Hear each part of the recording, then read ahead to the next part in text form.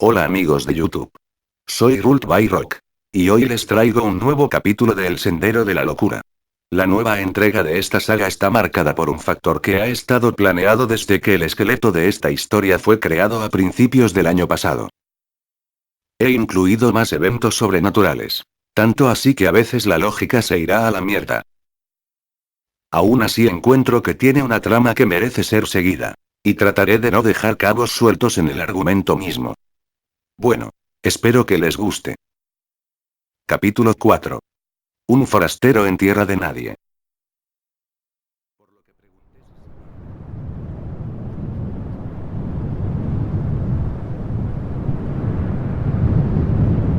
Me quedé pasmado unos minutos viendo tan extraño paraje, y cuando pude reaccionar saqué mis instrumentos para ver qué tipos de lectura tendría con ellos.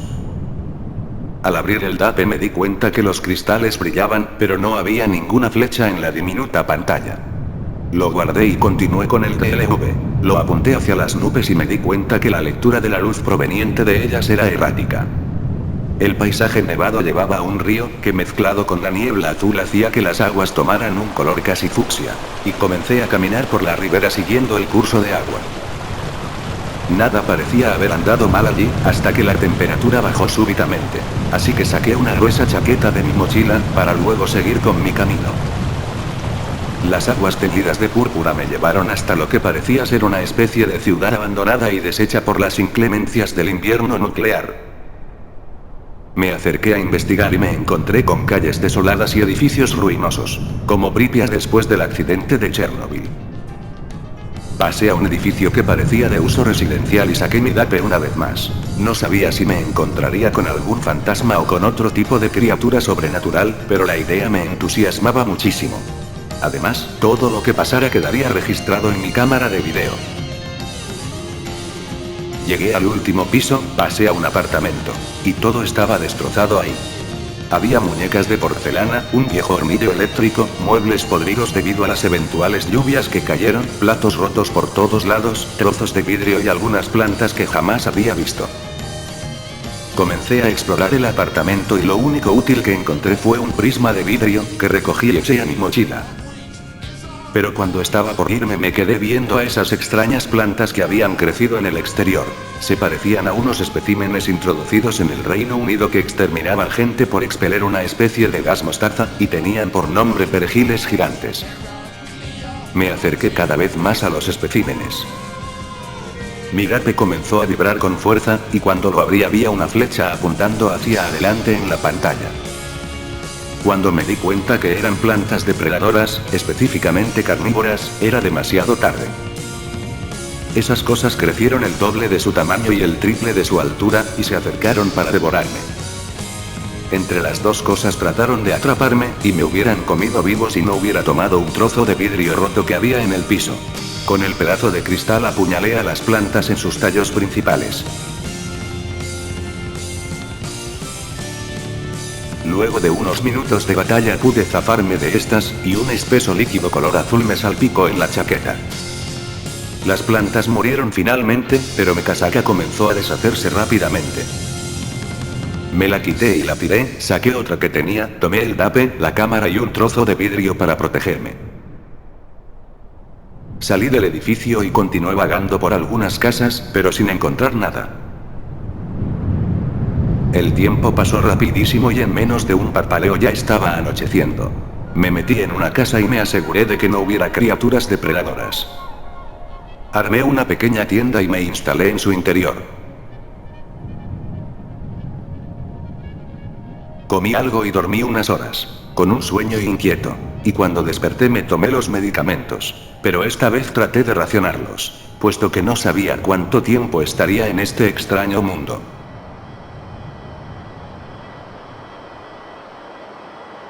Desayuné algo liviano, desarmé la tienda y salí de la casa.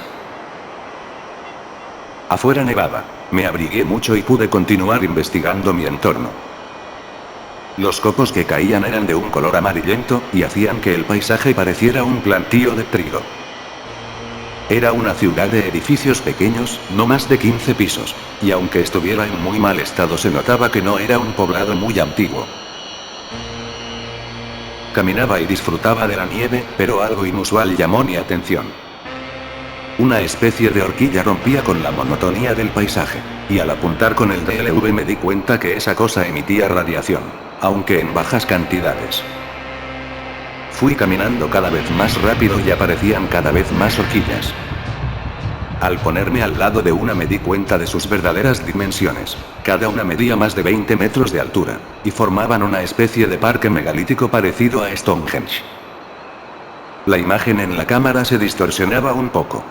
Los cristales del DAP brillaban sin parar y la flecha de la pantalla giraba sin control.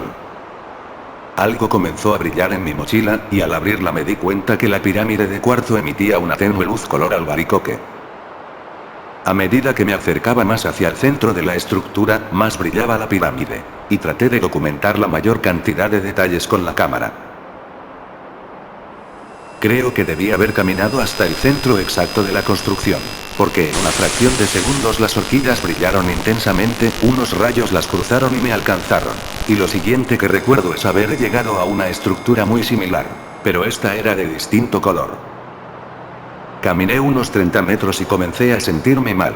Tenía unas terribles ganas de vomitar, una punzante jaqueca, y al girar la pantalla de la cámara hacia mí y enfocarme pude notar que tenía un color de piel casi blanquecino. A pesar de lo delicado de mi estado de salud, los síntomas pasaron rápidamente, y mientras recuperaba mis fuerzas me di cuenta que había sido teletransportado a un punto cercano dentro de la ciudad. No podía saber cómo había pasado, pero podía serme útil en momentos de peligro, ya que a pesar de que esta especie de mundo alterno se parecía al mundo real, y que no llevaba mucho allí, ya habían salido criaturas peligrosas, y no debía fiarme. Al haber tomado una dosis menor de medicamentos, me había expuesto a sufrir de crisis de personalidad, pero los chicos estaban emocionados por el desafío que representaba un mundo completamente inexplorado. En todo caso era mejor que estuvieran con un ánimo más agradable, porque eso significaba una compañía amena y un buen remedio contra la soledad. En mi mochila llevaba una pequeña libreta y un lápiz, me senté en un lado seguro y comencé a bosquejar las criaturas que había encontrado hasta el momento. En una página bosquejé rápidamente un guardián del cielo, y en la página siguiente dibujé la planta que me atacó. En cada una de las páginas dejé una pequeña descripción de cada uno, y cómo neutralizar o matarlos. Cuando terminé de dibujar me levanté y fui a la ciudad abandonada una vez más a ver qué más podría obtener. Escudriñando en los asentamientos pude encontrar un cuchillo carnicero, un papel con un mensaje en una lengua extraña, el cual descifraría con el manual críptico que Paul confeccionó, y un libro de H.P. Lovecraft. Al terminar mi búsqueda me sentí bastante satisfecho, pues conseguí algunos objetos que me serían de mucha utilidad. Especialmente el libro. A mí me encantaba leer, especialmente libros de Lovecraft, y sería un buen método de entretenimiento. Debía ahorrar batería de todos los dispositivos, ya que quería usar el generador portátil lo menos posible por el ruido que emitía. Anochecía nuevamente, y el cielo se estaba despejando. Fui otra vez a una de las casas abandonadas para poder descansar, pero esta vez puse la tienda cerca de una de las ventanas para poder contemplar el cielo estrellado. La luna era roja, y las estrellas avanzaban raudamente por la bóveda astral, pero lo extraño era que no había ninguna constelación o estrella conocida para mí. Aún así estaba maravillado por el majestuoso espectáculo, y sin pasar mucho tiempo me quedé dormido.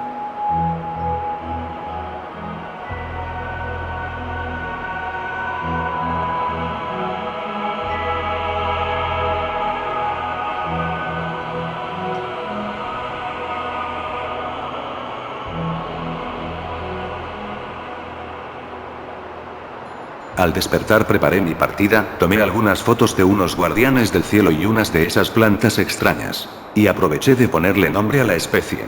Desde ese momento la llamaría Hystericum plantal, o perejil carnívoro de la montaña. Cuando pudiera me ocuparía de hacer bosquejos del relieve y del paisaje, pero por ahora necesitaba seguir explorando la región y no quedarme en la ciudad eternamente. Usé uno de los teletransportadores. Aparecí a las afueras de la ciudad, y pasados los extraños efectos comencé a caminar por una especie de sendero hasta llegar al curso de agua más cercano. Luego de un rato, el cual sentí que habían sido horas, extendí una frazada sobre la nieve y me senté encima para poder descansar un poco. Saqué mi teléfono celular para jugar con alguna aplicación. Pero mi sorpresa fue abismante cuando vi el reloj. Pues este marcaba las 3 de la tarde del 21 de abril del 2014. Me preguntaba cómo podía ser posible algo así. Había pasado 3 días en la ciudad ruinosa, pero en mi teléfono habían pasado 5 horas desde la última vez que revisé el reloj, antes de entrar a la caverna. Me quedé un buen rato pensando en esto, y cada teoría que formulaba era echada por la borda debido a ser completamente estúpida. De hecho, estaba a punto de darme por vencido, hasta que una especie de coco golpeó mi cabeza y se partió al instante. Al ver una de las mitades partidas me di cuenta que estaba formado por varias capas, pero se diferenciaban dos grandes grupos. Una parte externa color azul, muy blanda y de sabor amargo. Y un centro de color rojo, duro como la roca y de un sabor agridulce. Viendo esto se me ocurrió una teoría más lógica que las anteriores. La parte azul representaba a mi mundo, y la parte roja representaba este paraje alterno. Al ser este extraño mundo una especie de realidad distorsionada y completamente distinta a mi dimensión, debía guiarse por otros tipos de reglas temporales. O ser completamente atemporal. Seguí sentado un rato más y luego me preparé algo de comer. Como normalmente comía poco, racionar las provisiones fue algo menos difícil de hacer. Avancé unos kilómetros, y comenzaba a hacer un poco más de calor. A pesar de que eran solo un par de grados, fue suficiente para hacer desaparecer la nieve caída. Esta se evaporaba rápidamente, y formaba nubosidad que pasaba del amarillo ocre al turquesa en unos cuantos segundos. El vapor tenía un olor parecido al azufre, y producía en mí un efecto parecido al del gas mostaza. Rápidamente saqué un paño, lo mojé con agua destilada, me tapé la nariz y la boca con este, y traté de caminar lo más rápido que pude. Unos 200 metros más adelante la nieve había desaparecido por completo, pero aún sentía bastante frío, y sobre los pinos y perejiles de la montaña había una leve capa de hielo amarillento. Un poco más allá había unos matorrales de color carmesí oscuro que se movían raudamente, como una mata de hiedra venenosa. Se enrollaron en uno de los árboles que estaban en la ribera del río y comenzaron a secarlo. Asumí que le estaban extrayendo la savia y los nutrientes, y solo dejaron un palo completamente carcomido. Me alejé un poco para poder filmarlas, y en mi cámara quedó registrado cómo se alimentaban de otro pino. Además aproveché de tomar algunas fotos de lo que estaba pasando a mi alrededor. Tomé fotos de la sublimación de la capa de nieve que estaba un poco más atrás, de los matorrales, de los árboles muertos y de algunos de esos frutos extraños, para posteriormente tomar unos 10 o 20. Al seguir caminando pude comprobar que la vegetación comenzaba a cambiar paulatinamente, los pinos que había en el paisaje daban lugar a algunos matorrales, pero aún podía encontrar perejiles de la montaña y algunas hiedras, a las que llamé Epiphytum adventicia, o hiedra parásita carmesí. Estaba frente a un paisaje de tundra, y a medida que iba avanzando me preguntaba cómo habiendo tanta flora no había podido ver ningún animal. Caminé unos metros más, y cuando estaba anocheciendo comencé a preocuparme, pues no había ningún lugar donde podría armar mi improvisado y precario campamento, o por lo menos así lo parecía. Estaba a punto de darme por vencido cuando divisé la silueta de un ruinoso castillo medieval sobre una colina, a unos kilómetros de distancia. La alcancé en unos 20 minutos, un poco antes de que las tinieblas cubrieran por completo el paraje, y armé mi tienda luego de asegurarme de que el mismo era seguro por completo. Vi unos cuervos gigantes por uno de los vitrales rotos del salón. Además del tamaño exagerado, estos pájaros se movían extremadamente lento, como si estuvieran a kilómetros de distancia. De un momento a otro desperté sin saber cuándo me había dormido, me comí uno de esos frutos raros y armé la tienda, sin antes haberme cambiado de ropa. Estaba amaneciendo, y salí del castillo en ruinas. Unos cuervos gigantes revoloteaban por el aire, y a medida que los rayos naranjos del extraño sol alumbraban el paraje, dejaban algo impresionante a la vista. Una copia perfecta, pero algo ruinosa, de algunas de las calles de Desire City. Esto para mí era una patada en las bolas. cuando más quería dejar atrás mi vida como un imbécil, ocultando lo que soy y viviendo como un maldito idiota, cuando más quería dejar atrás a mi familia, amigos y exnovia, cuando más quería dejar de pensar que los servicios secretos estaban tras mi huella, se presentaba este recuerdo de mi pasado. Me atormentaba cada vez más. Y no creía que pudiera salir bien parado emocionalmente de esto. Hank salió desde las profundidades de mi retorcida cabeza, y comenzó a destrozar todo a su paso. Autos ruinosos, ventanales, muros, puestos de vendedores ambulantes, barandas, semáforos y todo lo que se le cruzara. Quería autoconvencerse que él no poseía ningún tipo de debilidad, y quería borrar todo vestigio de mi vida. Cuando hubo terminado había destruido todo a su paso, como un tornado destructivo, y hacía que gritara. No hay tiempo para escapadas románticas cuando tu corazón velludo está listo para violar. Pero cuando pensé que ya se había calmado comenzó a correr rápidamente, y todos nosotros tuvimos que seguirlo por las ruinosas edificaciones. Finalmente lo encontramos dentro de una casa, se resistía tanto a ceder el control que tuvimos que inmovilizarlo en el suelo. Hank controlaba el 95% de lo que hacía. No era dueño de nada en mí, y no me quedó más que comenzar a golpearlo para que dejara de escaparse. Y después de mucho luchar por fin pude tomar a la bestia. Para asegurarme que no tendría eventos de esa naturaleza otra vez, me tomé las pastillas, y luego comí una buena cantidad de comida para no morir con el estómago vacío. Para aprovechar de tomar unas pastillas de metanfetaminas y un gran sorbo de vodka de una botella que guardaba en la mochila. Si iba a morir en ese lugar, que fuera en medio del trance lisérgico. Mientras estaba lúcido busqué algunas cosas en las casas. Pero esta vez no hice expectativas. Por lo que mi sorpresa fue enorme cuando encontré una reluciente hacha plateada entre los escombros de una casa. Contento con eso salí de la ruinosa construcción, y comencé a sentirme bastante extraño, como si mi cuerpo estuviera ahí, pero mi mente y mi alma se encontraran en el mundo real. Me comenzaba a sentir descompensado, y mi conciencia vagaba desde un mundo al otro. Caminaba sin rumbo, y extrañas sensaciones recorrían mi cuerpo. Solo pude sentarme en la base de un acantilado, mientras todo pasaba en cámara lenta. Ahí pude ver una inscripción tallada en la piedra, y antes de que perdiera la consciencia por completo traté de escribirla. Estaba en griego, y decía: Oti, Lilian, Loi, Garides, Exi, Sitetse, Torce, Nosas, y Esox. Pero luego pude ver una borrosa silueta que se acercaba, pensé que era un cuervo gigante o un perejil de la montaña que vendría a comerme vivo. Y caí inconsciente.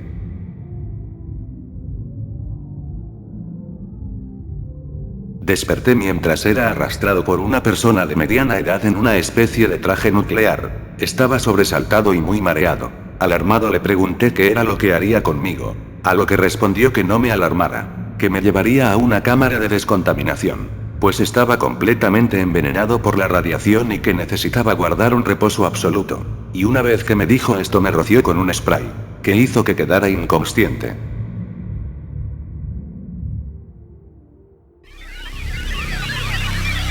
Al despertar estaba en una especie de cámara de descompresión. Estaba amarrado a una camilla, y unas 10 máquinas movían alrededor mío. Trataba de soltarme, pero una voz salida de unos parlantes me detuvo. Era una voz de hombre maduro, y me pedía que no me moviera hasta que la descontaminación estuviese completa. Y luego que todo terminase podría contarme qué era lo que estaba pasando. Una vez que él dijo eso, una niebla me envolvió y quedé inconsciente de nuevo.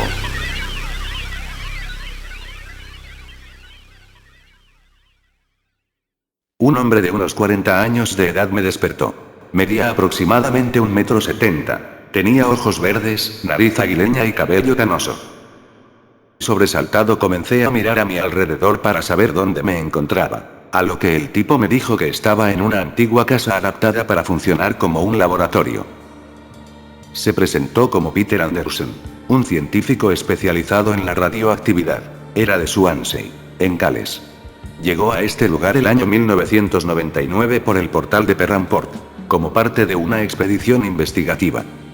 Apenas pusieron un pie en el desconocido lugar, sus aparatos marcaron niveles altos de radiación alfa y gamma, por lo que debían andar con trajes de protección cada vez que anduvieran lejos de su campamento. Me contó que vivía hace años como ermitaño luego de que su grupo fuera atacado por unos extraños animales. Muchos murieron, y los que sobrevivieron tuvieron que dispersarse. Él fue forzado a quedarse, pero jamás pudo volver a recordar qué fue lo que lo atacó. Se quedó esperando a alguien con quien hacer la travesía que estaba haciendo con su grupo antes de separarse, ya que según él moriría apenas saliera de la ruinosa ciudad. De hecho, había esperado tanto que armó todo ese equipo con los restos de los aparatos que se habían roto en el ataque, y para matar el tiempo se puso a investigar todo el entorno. Me había preguntado por qué había andado en una zona radiactiva tan peligrosa, y cómo rayos llegué a este lugar. Le respondí, pero no le conté todo lo que me había motivado a venir. Le dije que me llamaba Ian Johnson, tenía 17 años y que vivía en Desire City. Por motivos personales y demasiado complicados de explicar me vi obligado a dejarlo todo atrás, y escapar por la cueva de Perranport también. Que llevaba cerca de una semana ahí, de acuerdo a lo que vi por los anocheceres que presencié, pero sabía que llevaba cerca de 3 o 4 días terrestres aquí adentro. Casi morí en un apartamento por acercarme demasiado a unos perejiles de la montaña y he visto cosas demasiado extrañas como para poder explicarlas en tan poco tiempo. Él no tenía idea del nombre que le puse a las plantas que encontré, así que le mostré unos bosquejos y unas fotos que había tomado, y le expliqué qué hacía cada una de ellas, para finalmente mostrarle la foto de un guardián del cielo, explicándole que era una especie extraterrestre que merodeaba en el planeta hace décadas, y que tuve encuentros cercanos con ellos, siendo una de las razones por la que estaba acá. Le di las gracias por descontaminarme, y le mostré mis artefactos extraños, preguntándole luego qué era lo que los hacía funcionar. Los miró con atención y detenimiento unos cuantos minutos, y maravillado me preguntó lo que eran. Le conté que los había comprado en una tienda esotérica durante un viaje a Brighton, y que me habían sido de mucha utilidad en estos primeros días explorando, pero me intrigaba el hecho de no saber qué era lo que hacía funcionar estas rarezas. Me dijo que el DLV funcionaba como un prisma de vidrio, ya que deformaba la luz que entraba por los lentes. Pero lo que hacía que el DAP funcionara era una red de circuitos, microchips y luces que detectaban cualquier anomalía en el aire circundante. Eso incluía radiación, bajas de temperatura por presencias extradimensionales, presencias malignas y depredadores. Pero aún no sabía qué otros usos podría tener. Debía preguntarle algunas cosas, como por ejemplo si había visto algo parecido a lo que vi cuando llegó. Debía saber cómo supo de este extraño lugar, cómo supo de la cueva de Perranport, y qué misión estaba persiguiendo con su antiguo grupo. A pesar de ser el primer humano que veía en días, la experiencia que viví en los días previos a mi fuga me hacía desconfiar un 110% en su versión. Podía ser un empleado del MI5 que trataba de buscar algo importantísimo para ellos, o algo dañino para controlar y dañar a la humanidad aún más. Conecté mi cámara y mi teléfono al generador del laboratorio y a uno de los rudimentarios computadores que había, y comencé a mostrarle todas las fotos que tomé. Cuando al vídeo en el que un perejil de la montaña me atacaba me volteé para preguntarle si sabía algo de lo que había visto, pero al parecer no tenía palabras. Quedó bastante sorprendido unos cuantos minutos, y cuando pudo reaccionar me preguntó cómo podía haberme enfrentado a esas cosas, a lo que respondí que era para sobrevivir, o era su vida o la mía. Pasé al vídeo donde usaba el teletransportador por primera vez. Pero antes de reproducirlo le pregunté si reconocía esa estructura. Él me dijo que con su grupo vio una en la ciudad, pero jamás pudieron saber cuál era su funcionalidad real. Yo le dije que descubrí por accidente su propósito, y comencé a reproducir el vídeo. Se dibujó una gran sonrisa en su rostro, y de inmediato supo que estaba ante algo inédito y que no había sido visto antes.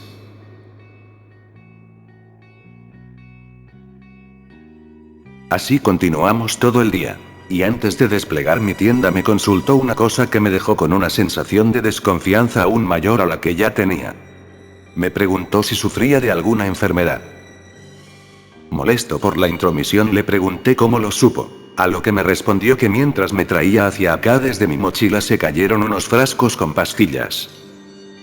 Como no tenía más opción que confesar, le conté que sufría de cuadrofenia. Pero últimamente me vi en la obligación de racionar mis medicamentos, por lo que era más propenso a sufrir crisis psicóticas, aunque trabajaba duro para mantenerlo controlado. La cara de Peter no pudo ocultar su sorpresa, pero luego aceptó el hecho de estar con un enfermo psiquiátrico. Dijo que todo estaba bien y nos preparamos para dormir. El tiempo de descanso era importantísimo para mí, ya que las noches eran demasiado cortas como para poder descansar correctamente. Me vi en la obligación de alterar mis tiempos de descanso para poder sobrevivir sin ninguna secuela. Cada vez era menos difícil conciliar el sueño, pero asimismo era más difícil mantener a los otros bajo control. Sería algo que jamás podría manejar por completo. Y lo más raro de todo era que cada vez que pensaba en esto una fuerte y punzante jaqueca me hacía cesar de meditarlo. Antes de dormir le pregunté a Peter qué fue lo que me hizo. No confiaba mucho en su descontaminación, así como en la historia que me contó para hacerme confesar mi enfermedad. Me dijo que el trabajo que tuvo que hacer conmigo fue arduo, ya que estaba contaminado por fuera y por dentro.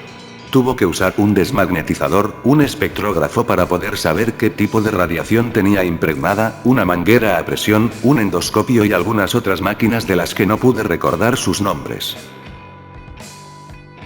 Lo que me practicó fue una limpieza completa, y eso incluyó un lavado de estómago. Una de las cosas que había comido contenía una gran cantidad de materia radiactiva. Me dijo que tuve mucha suerte de seguir con vida, ya que consumí una cantidad de polonio 20 veces mayor a la recomendada. Cuando desperté en medio del proceso estuve a punto de echar por la borda todo el esfuerzo que Pete hizo para salvarme. Por eso me dijo que no me moviera y me roció con tranquilizantes. A pesar de haberme asegurado que Peter no era una persona peligrosa, aún quedaban algunas dudas con respecto a sus motivaciones para armar una expedición hasta este lugar. Por lo menos pude dormir bien esa noche, pero por seguridad dormí con los aparatos dentro de mi casaca. No debían hacer más de 2 grados Celsius, por lo que debía dormir con ropa abrigada para no enfermarme o morir de hipotermia.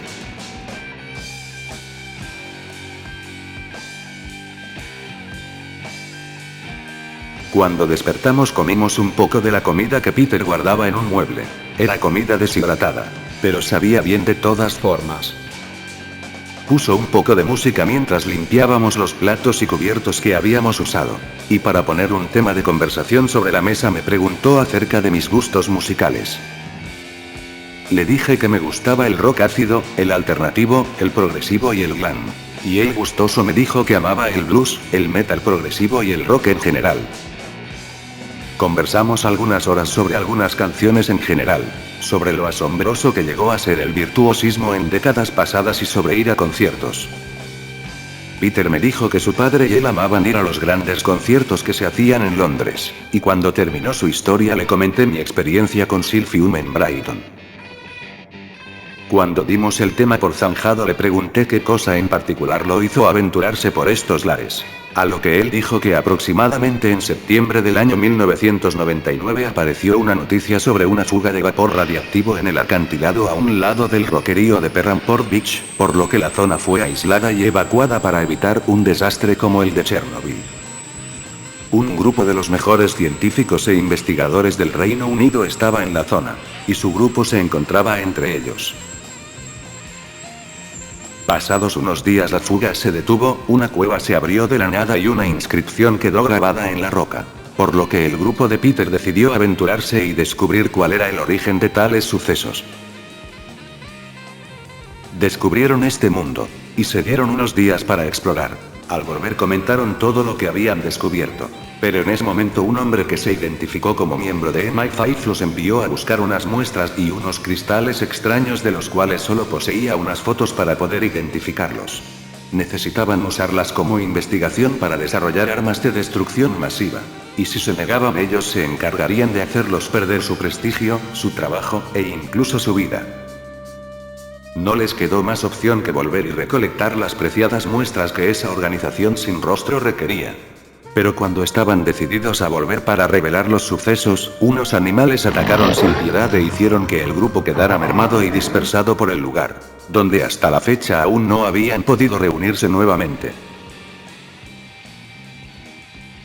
Su versión explicaba muchas cosas, pero aún no podía confiar en él. Sentía que todo lo que él decía era una farsa sin sentido. Y aunque mantenía una actitud fraterna y cercana, en realidad estaba esperando el momento idóneo para desenmascararlo. ¿Podría ser paranoia? Claro que podía. Pero en esta situación no me convenía confiar en alguien que recién estaba conociendo. Recordé que tenía unos papeles con unas inscripciones en otros idiomas. Me apresuré por buscarlas, pero en ese mismo momento solo encontré la que hice antes que me recogieran. La puse sobre la mesa, junto al manual críptico que había empacado dentro de una especie de cofre. Cuando estaba comenzando a traducir, Peter me preguntó qué era lo que hacía. Respondí que trataba de traducir una inscripción que hallé en el acantilado en el que me encontró. Entusiasmado me ofreció su ayuda, la cual acepté con gusto, puesto que dos cabezas piensan mejor que una. Al estar en griego, su traducción y entendimiento sería muchísimo más complicado que el latín, por lo que nos demoramos el triple del tiempo que me demoré con Paul en descifrar el anagrama de Perramport.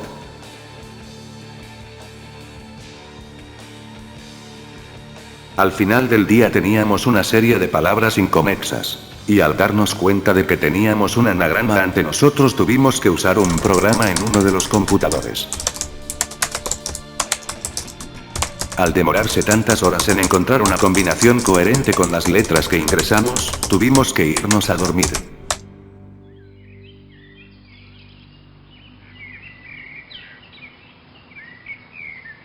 A la mañana el programa aún se encontraba analizando los caracteres, y a eso del mediodía por fin teníamos la respuesta frente a nosotros y el anagrama descifrado decía: Síllete, tis, endeixes, apantises, einai, oloi, giro, sas. Que traducido diría: suma las pistas, las respuestas están a tu alrededor. Ambos quedamos con un gran signo de interrogación en nuestros rostros. Jamás nos esperamos que la respuesta fuera tan simple e intrincada a la vez. Durante el resto de la tarde tratamos de adivinar el significado de tal frase. Esto era un caso digno de Sherlock Holmes, puesto que no sabíamos cuál era el camino de migajas que la oración nos invitaba a recorrer y comprender. Unas horas más tarde puse a mi paranoia en pleno funcionamiento. Tal vez, y solo tal vez, esa retorcida teoría gestada unos días atrás tendría sentido. Preferí no machacarme la cabeza en eso, por lo que pregunté si sabía de alguna relación entre los cristales que él debía buscar y algunos de los acontecimientos recientes que habían estado ocurriendo los últimos años. Como él no tenía idea de lo que estaba hablando, tuve que ponerlo al corriente de lo que estaba pasando en el mundo. De los planes de las potencias mundiales por crear armas biológicas, químicas y electrónicas. De la desestabilización política y económica por revueltas extremistas, especialmente en el Medio Oriente. De la creciente tensión mundial y del agotamiento de los recursos naturales. Algo hizo clic en nuestras cabezas. Al unísono concluimos que el grupo de Peter solo fue usado como un puñado de marionetas, puesto que se estaba articulando una guerra mundial a escondidas de la gente, y las muestras serían usadas para exterminar a todas las personas indeseables. Cada una de las muestras tomadas en la fallida expedición sería descompuesta y usada con fines malévolos y hegemónicos. Dependía de nosotros poder sintetizar las sustancias disponibles en nuestro entorno. Dependía de nosotros detener tan malvado plan. Dependía de nosotros encontrar a los sobrevivientes del grupo para poder completar con éxito algún plan de contingencia que nos permitiera salir de allí. Y poder combatir cualquier cosa que ellos quieran hacerle a nuestro mundo. Comenzamos a preparar un plan para escapar. Consistía en armar un equipo de campaña para ir a buscar a los demás científicos perdidos, investigar las oportunidades más apropiadas para hacer frente a lo que acontecía en el mundo exterior, y encontrar alguna salida alternativa al mundo real, no importando en qué parte de este paraje se encuentre. Pasamos varios días armando nuestros equipajes. Tiré las envolturas de la comida que ya había consumido. Y a eso agregué los extraños frutos que tomé de uno de los árboles que estaba a las afueras de la ciudad, porque según Peter se habían mezclado con la nieve y contaminado con polonio. Al terminar de ordenar hicimos un inventario. el cual incluía un poco de ropa, comida deshidratada, equipamiento portátil para investigar, mis artefactos, cámaras de vídeo y fotográficas, armas de fuego, contundentes y cortopunzantes, ácidos para realizar experimentos y unos 2 litros de combustible para mi pequeño generador portátil. Cuando estuvimos listos nos fuimos. Convenimos que ni la ciudad ni las ruinas serían buenos lugares para buscarlos, así que seguimos avanzando en la dirección contraria. Pero antes fuimos al lugar donde Peter me encontró. Al ver la inscripción grabada en la roca recordé que ya la habíamos solucionado, así que saqué el papel con la respuesta, y al igual que en Perranport, tuvimos que gritar la frase resuelta. Se abrió una gruta en la roca, y fuimos a ver qué había adentro. Nos sorprendimos al encontrar una especie de armería. Tenía algunas esferas de distintos tamaños, unos rifles y variados tipos de pistolas. Tomé una esfera, me di cuenta que era pesada, de un metal extraño, y que tenía un pequeño botón en la parte alta. Para probarla salí de la gruta, saqué una fruta y me ubiqué lejos de allí, presioné el botón, y una especie de panel se desplegó. No podía entender el idioma en el que estaba escrito, por lo que elegí una opción al azar y la lancé bastante lejos. La esfera explotó y una especie de pantalla de cine negra se desplegó, y cuando ésta llegó al objeto de prueba, lo hizo desaparecer de inmediato. Sabíamos que estábamos ante unas armas invaluables, así que tomamos la mayor cantidad que pudimos y nos dirigimos a la salida. Vimos una sombra entrando en la gruta, por lo que nos pusimos alerta. Cuando pensamos que al parecer todo había sido una falsa alarma, un potente rugido nos estremeció tan fuertemente que nos caímos al suelo. Alcancé a pasarle a Peter una linterna y un hacha. Saqué mi daga y vi que en la pantalla había una flecha girando en sentido antihorario y otra en sentido horario. Ahí supe inmediatamente que esto era algo nuevo, al menos para mí, porque jamás me había enfrentado a 2 enemigos al mismo tiempo. Además del estruendoso rugido, dentro de la caverna se escuchaba a un guardián del cielo revoloteando como una mosca atraída por los fétidos aromas del excremento. Le dije a Peter que me ayudara a ubicar al guardián del cielo, y que después nos ocuparíamos de la otra bestia, por lo que con el DAPE comenzamos a buscar dónde se encontraba, pero ese animal desconocido nos dificultaba la labor. No me quedó más alternativa que usar la luz estroboscópica otra vez. La conecté al mini generador, le grité a Peter que se tapara los ojos, que se preparara con el hacha para matar al guardián si venía cerca, y la activé sin demoras. La criatura venía en picada hacia nuestra dirección, por lo que grité: ¡ahora! Y Peter comenzó a darle hachazos al aire. El guardián del cielo comenzó a gritar como un silbato para perros, y como iba a aterrizar en mi posición tuve que moverme rápidamente.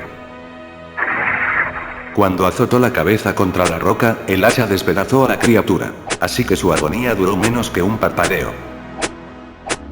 Cuando el hacha se levantó por última vez escuchamos nuevamente el estruendoso rugido de la bestia furiosa, y al dirigir los destellos de la luz hacia los rugidos pudimos notar que era una especie de pantera dientes de sable de unos 2 metros de altura y unos 6 de largo. La cosa trataba de abalanzarse sobre nosotros, así que tomé la luz estroboscópica, la linterna y el resto de los artículos, para luego ir corriendo hasta la salida. Si íbamos a enfrentar a una criatura tan grande, que fuera donde pudiéramos verla. Salimos. Y mientras terminábamos de correr armamos una improvisada estrategia de ataque, que incluía que uno de nosotros se subiera a una pila de rocas que había dejado el derrumbe de la pared. Decidimos que yo sería la distracción, ya que mi condición física era mejor que la de Peter. Pero eso significaba que él tendría que subirse al lomo de la bestia para clavarle el hacha en el cuello. Si no la decapitaba, al menos la mataría. Con todo eso listo tomamos nuestras posiciones. Me puse a correr tan rápido como podía. Corría rápido en parte porque tenía el poder de 4 personas dentro de mi cabeza. Y además, cuando vivía en Desire City, cada vez que iba hasta el roquerío de Perranport, debía escalarlo. Eran 6 metros de pendiente escarpada, por lo que con el paso del tiempo pude desarrollar una condición física aceptable. La pantera me siguió, y Peter se le subió a la espalda. No parecía haberlo sentido. Pero el único problema es que él perdía el equilibrio constantemente. Hasta que tropecé con una roca. La criatura se detuvo cuando me vio en el suelo. Y en un golpe de adrenalina Peter le clavó el hacha en el cuello. La pantera cambió súbitamente la forma con la que me estaba mirando. Ya no miraba con furia, sino que sus ojos pardos revelaban una angustia difícil de explicar. Y luego de unos segundos de ese contacto visual, la criatura había muerto al fin. Su deceso no me produjo alivio, sino que me dejó un sinsabor angustiante. Había podido sentir el dolor que el animal sentía, y quedé afectado varios minutos. Al verme tan mal, Peter me preguntó si estaba bien, pero no respondía, porque Joseph había suplantado mi lugar como el controlador. Apenas si pudo pensar ese maldito. Yo ya había perdido la cuenta la cantidad de veces que cruzó por su mente la idea del suicidio. No valía la pena hacer que él saliera a flote.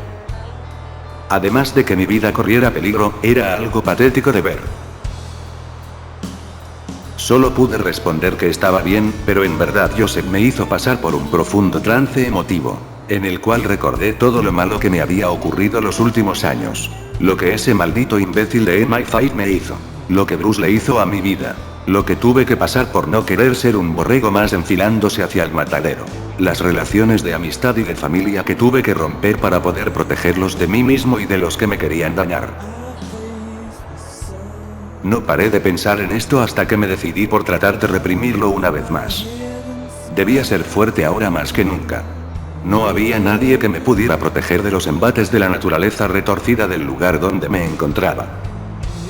No había nadie a quien pudiera contarle todo lo que me aquejaba.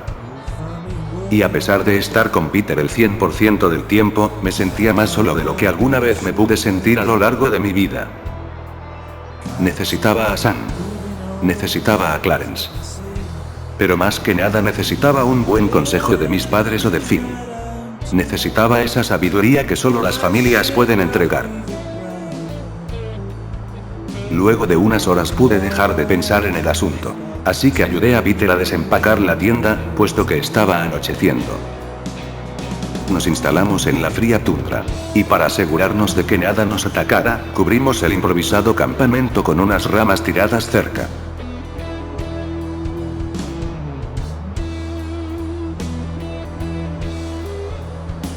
Me desperté antes de que amaneciera. Mi cuerpo ya se estaba acostumbrando al extraño horario de sueño. Salí de la tienda para poder observar el cielo. Y grata fue mi sorpresa cuando divisé una aurora. Tenía el cielo de unos hermosos tonos lilas y verdosos. El efecto pasó cuando amaneció, y cuando Peter despertó armamos y guardamos todo lo que desempacamos para luego seguir con el camino. El terreno comenzaba a cambiar una vez más. Podíamos divisar el mar y una costa accidentada. El terreno parecía hecho de permafrost. Y cuando nos dio hambre nos sentamos cerca de unas rocas que había cerca de donde nos encontrábamos. Mientras preparábamos unos huevos revueltos y un poco de café soluble le pregunté a Peter acerca de cómo era su vida antes de venir acá, pero me dijo que por el momento no preguntara cosas sobre su pasado. Hastiado del silencio imperante me distraje viendo el horizonte, y mi sorpresa fue abismal cuando pude hallar otra plataforma de teletransportación. Se ubicaba a unos 3 kilómetros de donde estábamos comiendo, y entusiasmado le conté a Peter. Me felicitó por tal descubrimiento, y cuando terminamos de comer enfilamos nuestro rumbo hacia el bosque de horquillas. Luego de mucho caminar pudimos llegar, y busqué en mi mochila la pirámide de cuarzo. Cuando la encontré le comenté que esto sería algo que jamás habría sentido, horribles náuseas y una jaqueca profusa por unos 10 minutos. Si no llegásemos a encontrar a nadie al otro lado nos devolveríamos y continuaríamos a pie por donde íbamos. Me aseguré de haber tenido bastante evidencia fotográfica desde que salimos de las ruinas. Sabía que me servirían en algún momento. Aproveché de decirle a Peter que usara mi cámara para grabar lo que ocurriera, y le dije que tomara mi mano. De a poco comenzamos a caminar hacia el centro de la enorme estructura.